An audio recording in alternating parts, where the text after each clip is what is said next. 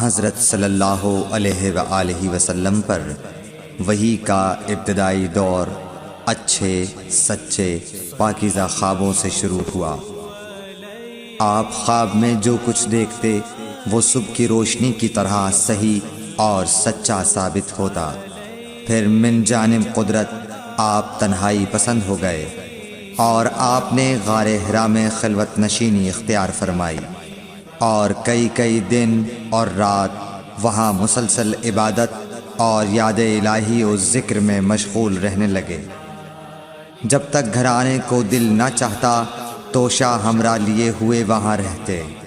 توشہ ختم ہونے پر ہی اہلیہ محترمہ حضرت خدیجہ رضی اللہ تعالی عنہا کے پاس تشریف لاتے اور کچھ توشہ ہمراہ لے کر پھر وہاں جا کر خلوت گزین ہو جاتے۔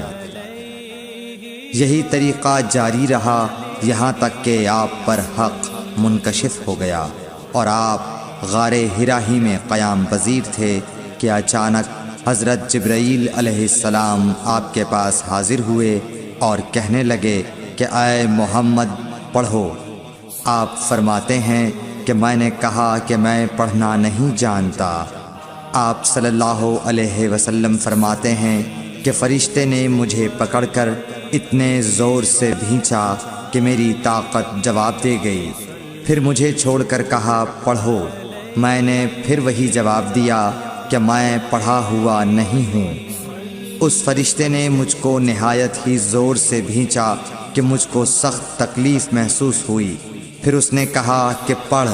میں نے کہا میں پڑھا ہوا نہیں ہوں۔ فرشتے نے تیسری بار مجھ کو پکڑا اور تیسری مرتبہ پھر مجھ کو بھینچا۔ پھر مجھے چھوڑ دیا اور کہنے لگا کہ پڑھو اپنے رب کے نام کی مدد سے جس نے پیدا کیا اور انسان کو خون کی پھٹکی سے بنایا۔ پڑھو اور آپ کا رب بہت ہی مہربانیاں کرنے والا ہے۔ بس یہی آیتیں آپ حضرت جبرائیل علیہ السلام سے سن کر اس حال میں غار حرا سے واپس ہوئے کہ آپ کا دل اس انوکھے واقعے سے کانپ رہا تھا۔ آپ حضرت خدیجہ کے ہاں تشریف لائے اور فرمایا کہ مجھے کمبل اوڑھا دو، مجھے کمبل اوڑھا دو۔ لوگوں نے آپ کو کمبل اوڑھا دیا۔ جب آپ کا ڈر جاتا رہا تو آپ نے اپنی زوجہ محترمہ حضرت خدیجہ رضی اللہ تعالی عنہا کو تفصیل کے ساتھ یہ واقعہ سنایا اور فرمانے لگے کہ مجھ کو اب اپنی جان کا خوف ہو گیا ہے۔ آپ کی اہلیہ محترمہ حضرت خدیجہ رضی اللہ تعالی عنہا نے آپ کی ڈھارس بندھائی اور کہا کہ آپ کا خیال صحیح نہیں ہے۔ اللہ کی قسم آپ کو اللہ کبھی رسوا نہیں کرے گا۔ آپ تو اخلاق فاضلہ کے مالک ہیں۔ آپ تو کنبہ پرور ہیں، بے کسوں کا بوجھ اپنے سر پر رکھتے ہیں، مفلسوں کے لیے آپ کماتے ہیں، مہمان نوازی میں آپ بے مثال ہیں اور مشکل وقت میں آپ امر حق کا ساتھ دیتے ہیں۔ ایسے اوصاف حسنہ والا انسان یوں بے وقت ذلت و خواری کی موت نہیں پا سکتا۔ پھر مزید تسلی کے لیے حضرت خدیجہ رضی اللہ تعالی عنہا آپ کو ورقہ بن نوفل کے پاس لے گئیں جو ان کے چچا زاد بھائی تھے اور زمانہ جاہلیت میں نصرانی مذہب اختیار کر چکے تھے اور عبرانی زبان کے کاتب تھے۔ چنانچہ انجیل کو بھی حسب منشائے خداوندی عبرانی زبان میں لکھا کرتے تھے۔ انجیل سریانی زبان میں نازل ہوئی تھی، پھر اس کا ترجمہ عبرانی زبان میں ہوا۔ ورقہ اسی کو لکھتے تھے۔ وہ بہت بوڑھے ہو گئے تھے، یہاں تک کہ ان کی بینائی بھی رخصت ہو چکی تھی۔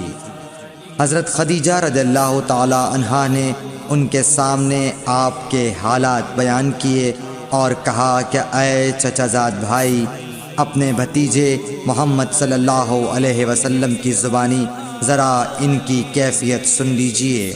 وہ بولے کہ بھتیجے آپ نے جو کچھ دیکھا ہے اس کی تفصیل سناؤ۔ چنانچہ آپ صلی اللہ علیہ وآلہ وسلم نے از اول تا آخر پورا واقعہ سنایا، جسے سن کر ورقہ بے اختیار ہو کر بول اٹھے کہ یہ تو وہی ناموس معزز رازدان فرشتہ ہے جسے اللہ نے حضرت موسیٰ علیہ السلام پر وحی دے کر بھیجا تھا۔ کاش میں آپ کے اس عہد نبوت کے شروع ہونے پر جواں عمر ہوتا، کاش میں اس وقت تک زندہ رہتا جب کہ آپ کی قوم آپ کو اس شہر سے نکال دے گی۔ رسول کریم صلی اللہ علیہ وآلہ وسلم نے یہ سن کر تعجب سے پوچھا کہ کیا وہ لوگ مجھ کو نکال دیں گے، حالانکہ میں تو ان میں صادق و امین و مقبول ہوں۔ ورقہ بولا، ہاں یہ سب کچھ سچ ہے، مگر جو شخص بھی آپ کی طرح امر حق لے کر آیا لوگ اس کے دشمن ہی ہو گئے ہیں۔ اگر مجھے آپ کی نبوت کا وہ زمانہ مل جائے تو میں آپ کی پوری مدد کروں گا، مگر ورقہ کچھ دنوں کے بعد انتقال کر گئے، پھر کچھ عرصے تک وحی کی آمد موقوف رہی۔ صحیح بخاری حدیث نمبر 3۔